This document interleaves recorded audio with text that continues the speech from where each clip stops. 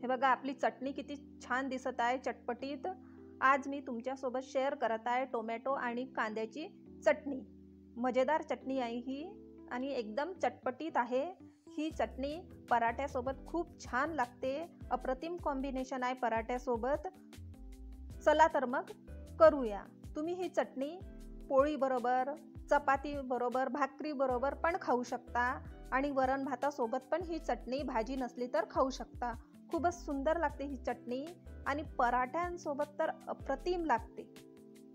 चला मग आपण आता कृती करूया।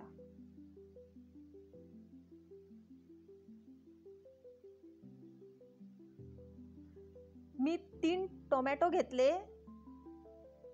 त्याला 2 भागात कट करून घेतले टोमॅटोला।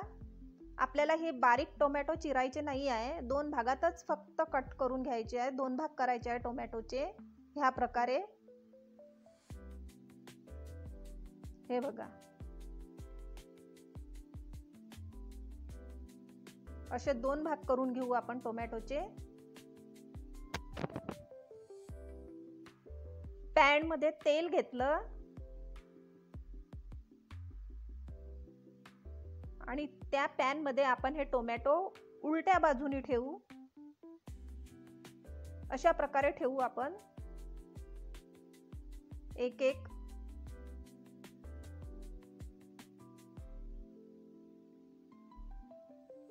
हे बघा ह्या प्रकारे आपण त्या पॅन मध्ये टोमॅटो ठेवले। आता त्यात आपण 10-12 लसणाच्या पाकळ्या घालू। ह्या बघा 10-12 लसणाच्या पाकळ्या घातल्या, 3-4 हिरव्या मिरच्या घातल्या,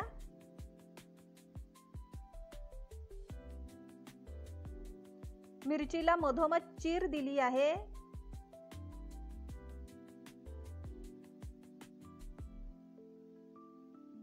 आता आपण 5 मिनिटं त्याला झाकून शिजू देऊ। 5 मिनिटानंतर त्याला उलटपालट करून घेऊ टोमॅटोला उलटपालट करून घेतलं 5 मिनिटानंतर ह्या प्रकारे।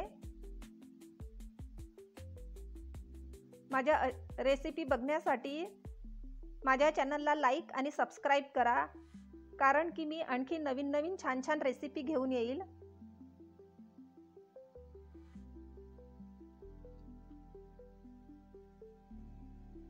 आपले टोमॅटो शिजले आहे।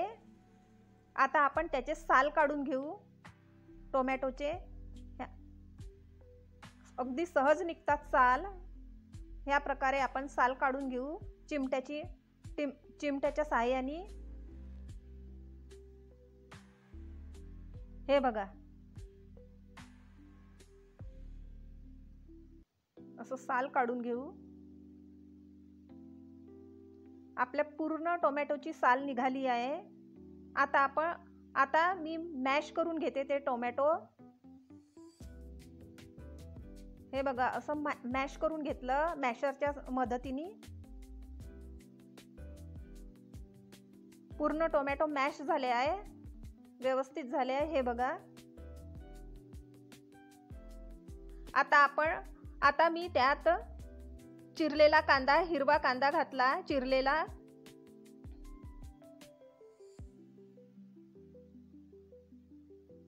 आणि मिक्स करून घेतला।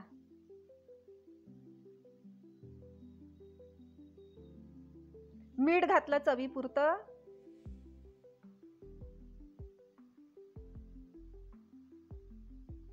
हळद घातली,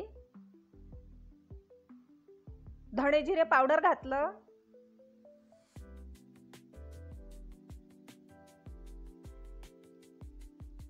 कोथिंबीर घातली आणि व्यवस्थित मिक्स करून घेतली।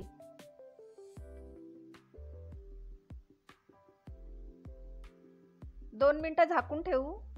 आता आपण फोडणीची तयारी करू। आपण तेल घेतलं, तेल गरम झाल्यानंतर मोहरी घालू। मोहरी तडतडली की जिरं घालू, कढीपत्ता घातला, चिमूटभर हिंग घातलं,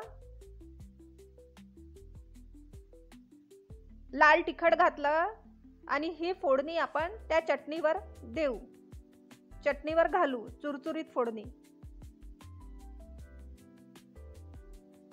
हे बघा या प्रकारे खूप छान झाली आहे आपली चटणी. हे बघा किती छान कलर आला आहे आपल्या चटणीचा. टोमॅटो आणि हिरव्या कांद्याची चटणी आहे ही. आता आपण त्यात लिंबू पिळू, लिंबाचा रस घालू.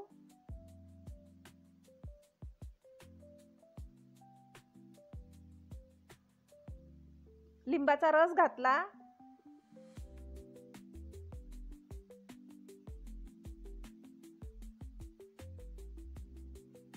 आता मिक्स करू छान.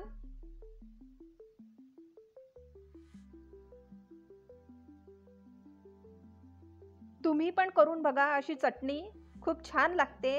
आपली चटणी तयार आहे, रेडी टू सर्व. हे बघा किती सुंदर दिसत आहे आपली चटणी.